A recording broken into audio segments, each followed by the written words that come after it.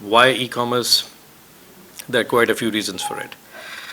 One, I love to work with the youth of Pakistan. I've always been very keen. I've always been have that feeling कि जो potential हमारी youth में है, जो हमारे youngsters इस generation में है, probably nowhere in the world that exists over there. And I partly give this claim to all the youth कि हमारी आज government जिस base पे खड़ी है, it is entirely because of this youth as well.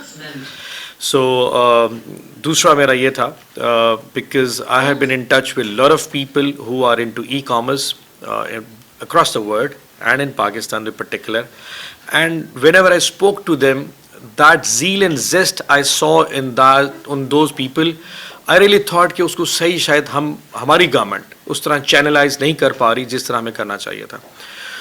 There is a lot of potential अभी, लेकिन potential के साथ अपनी weaknesses भी होने चाहिए. We wanted to have the figures कि हमारी पिछले साल की figures क्या थी, e-commerce trade की not very viable figures we cannot get.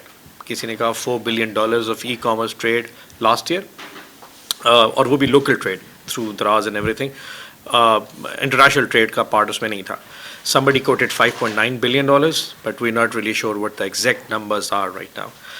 This year, after having Amazon on board, figures may have risen a while, but ज़्यादातर B2B के concepts में amount ज़्यादा गई.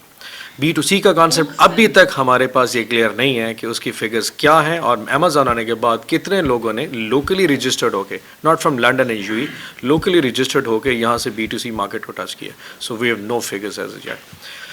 I have few ideas what the challenges are. I know there are issues related to financial transactions, and there are issues related to the trainings.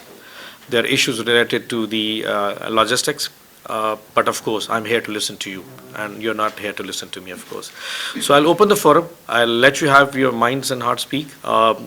We can start from anywhere. I'll first of all, and not to forget, I must congratulate and must acknowledge Aisha Bibi have been leading this whole chapter without any government's serious acknowledgement. And before we start, we must have a clap for her as well.